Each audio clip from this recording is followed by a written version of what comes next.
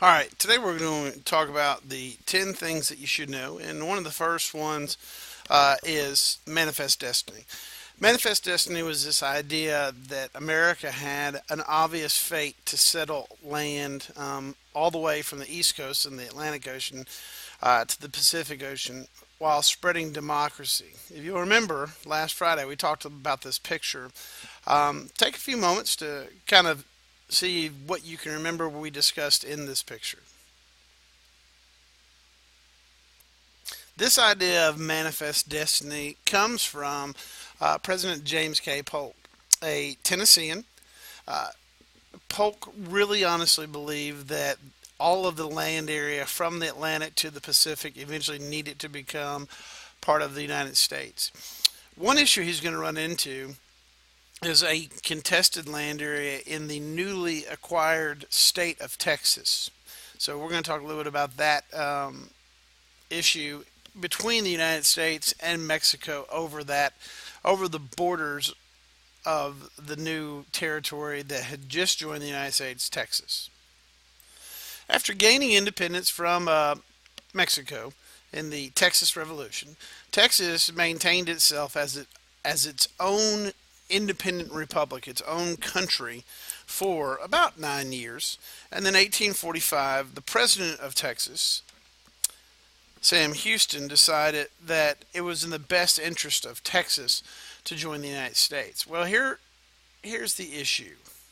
Mexico believed that the border was here at the Nueces River. The United States believed that the border was here on the Rio Grande. Well, Polk ordered his general Zachary Taylor to bring troops all the way down to the Rio Grande.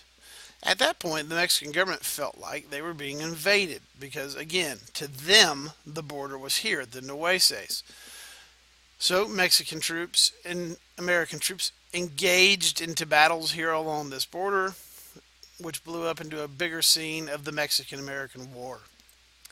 Now, we could talk about how this really began as an issue of the borders, but the truth is, another reason America decided to attack is they felt that victory was not going to be a difficult task. As the Texans had defeated the Mexican army only a decade before, Polk and the United States Army felt if just the state of Texas can defend itself against the Mexican army, our entire U.S. Army would make a light task of the Mexican army. So if you're going to have a war, you need to have troops. And about 200,000 people responded after the government asked for about 50,000 volunteers. In the state of Tennessee, for example, there was a request for 2,800 Tennesseans to join, and 30,000 came out. This helped add to our nickname, the Volunteer State, which was first earned during the War of 1812. And if you've ever really thought about it, that's why with the University of Tennessee Vols. Yes, I know Smokey is their mascot, but they also have a mascot. When you go to games, you'll see this gentleman dressed like a frontiersman. A lot of people say he's symbolic of Davy Crockett. All right, as you can see, you've got several battles that are going to take place along the U.S. Mexican border, and even battles that go as far south as Mexico City. Um, Throughout these battles, you're going to see that the United States not only is attacking and trying to establish the border here, but that eventually it will move its way westward into what is now California and the southwestern United States. So you can see here the various battle sites, including Los Angeles, nearby San Diego.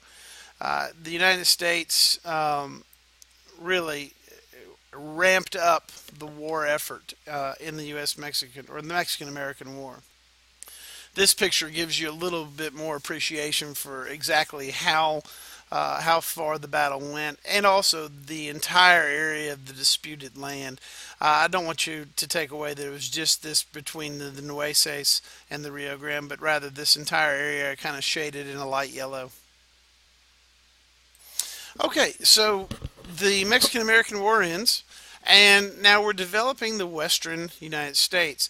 So, Texas annexation, what is considered the former Republic of Texas, that is now over and contested with. The Mexican government also gives us parts of Colorado, Wyoming, Utah, most of Arizona, all of Nevada, and all of California as a result. This strip of land here is purchased, referred to as the Gadsden Purchase of 1853. Other expansions that take place during this time period is a purchase and a treaty with Great Britain over the Oregon Territory. Which brings us to our Bear Flag Revolt, and this will be the last thing we talk about on this video. But the Bear Flag Revolt takes place in California, and is still the flag of the state of California.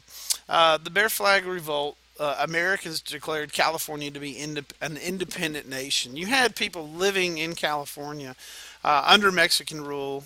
This was during the same time period, mid 1840s, as the Mexican American War, and they really felt neglected and ignored by the Mexican government, so they decided to declare their independence, much like Texas had.